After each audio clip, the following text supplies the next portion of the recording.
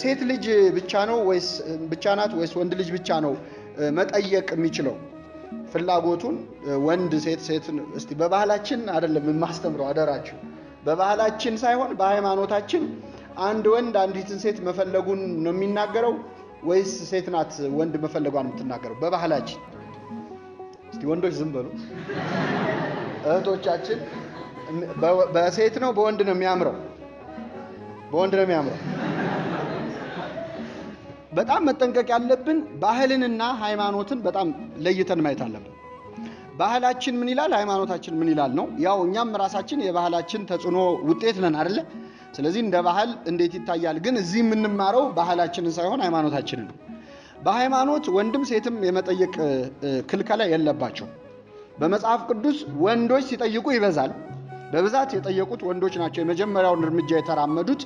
እንደዚሁም ባለፈው ስንማር ጋብቻ የቤተ ክርስቲያንና የክርስቶስ አንድነት ምሳሌ ነው ብለናል አይደል? የማንና የማን እና ቤተ ክርስቲያንና ክርስቶስ ሲመሰሉ ደግሞ የወንዱን ቦታ የያዘው ማን ነው? ክርስቶስ ነው። የሴቲቱን ቦታ የያዘችው ማንች? ቤተ ክርስቲያን። ክርስቶስ ለምንድን ነው ሰው መሆኑ ከሆነ ያዳነን ለምን ሴት ሆኖ ሰው አልሆነ? ወንድ ልጅ ሆኖ ከሚወለድ ለምን ሴት ልጅ ሆኖ አልተወለደም? ለምንድነው ቤተ ክርስቲያንን ስታብራራ ምስጢር አያሰናብተውም ወይም ሜታፎሪካል ኮሬክትነስ ይባላል። እሱ ሴት ሆኖ ቢሆን ኖሮ ሰው የሆነው ቤተ ክርስቲያን ሙሽራይቱ መሆን አትችልም ነበር፣ ይምታታ ነበር፣ ሁሉ ነገር ይመሰቃቀላል። ስለዚህ እሱ ወንድ ሆነ፣ የሴቷን ቦታ የያዘችው ማንች? ቤተ ክርስቲያን ናት። ቤተ ክርስቲያን ደግሞ የኛ እናት ነች። እኛ የተወለድነው ከማን ነው? ስለዚህ ሜታፎሪካሊ ልክ አይመጣም ነበረ። መውለድ የሴት ሮል ባዮሎጂካሊ የምትወልደው ሴት ስለሆነች ቤተ ክርስቲያን የሴቱን ቦታ ወንድ፣ የወንዱን ቦታ ደግሞ ክርስቶስ እንዲይዝ እሱ በወንድ አካል ሰው ሆነ ማለት ነው። ስለዚህ በዚህ ታሪክ ውስጥ ሌላ የምንማረው ክርስቶስ ነው ወደ ቤተ ክርስቲያን የመጣው ወይስ ቤተ ክርስቲያን ነች ሰው ሁን ብላ አምላክን ወደ እሷ የጎተተችው? እሱ ነው ወደኛ የወረደው ወይስ እኛ ነን ወደሱ የወረደው? ስለዚህ ሮሉን ወንዱ ቢጫወተው ይሻላል ማለት ነው። ገብቷችኋል አይደል? ከዚህ ምሳሌ አንጻር ከቤተ ክርስቲያንና ከክርስቶስ አንጻር ካየነው ሁልጊዜም ወንዱ ሴትን ቢጠይቅ ክብር ነው። በመጽሐፍ ቅዱስ ግን ሴት ልጅ የጠየቀችበት ታሪክ አለ። መጽሐፈ ሩት የሚባል መጽሐፍ አንብቡ።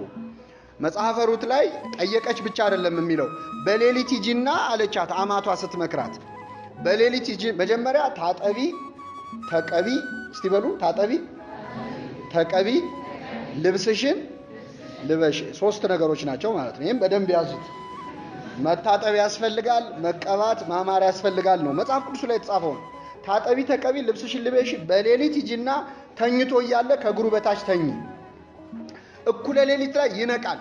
እኩለ ሌሊት ላይ ሲነቃ እባክህን ዋርሳ ይሁን ወይም አግባይ ማለት ነው ብለሽ ንገሪው፣ ያናግርሻል አለቻት።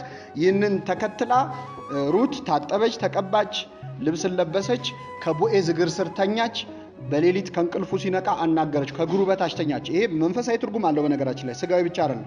ቦዔዝ የክርስቶስ ምሳሌ ነው። ቦዔዝ ሩት የኛ የክርስቲያኖች ምሳሌ ነው። ሙሽራ የሆነው ከክርስቶስ ጋር እንዴት ነው? ታጠቢ ተቀቢ፣ ልብስሽን ምን በይ። ታጠቢ የተባለው ጥምቀት ነው፣ ተጠምቀን ነው። ተቀቢ ሜሮን ተቀብተን ነው፣ የመንፈስ ቅዱስ ጸጋ። ልብስሽን ልበሺ፣ ጸጋ መንፈስ ቅዱስን ልበሺ። ከእግሩ በታች ተኚ፣ መቃብሩን እመኚ፣ ስላንቺ ብሎ መሞቱን እመኚ ነው። እኩለ ሌሊት ላይ ሲነቃ ጠብቀሽ አናግሪው ደግሞ እኩለ ሌሊት ላይ ሞትን ድል አድርጎ ምን ማለቱ ነው? መነሳቱን ተብሎ የመንፈሳዊ ትርጉም አለው። በስጋዊው ብቻ አይደለም ማየት ያለብን ማለት። ስለዚህ ሴቲቱ የመጀመሪያውን እርምጃ ብትወስድ መጽሐፍ ቅዱስ አይከለክልም። የሚከለክል ሕግ የለም። ሴት ልጅ ፍላጎቷን ብትገልጽ የሚከለክል መጽሐፍ ቅዱስ ላይ የተጻፈ ሕግ የለም።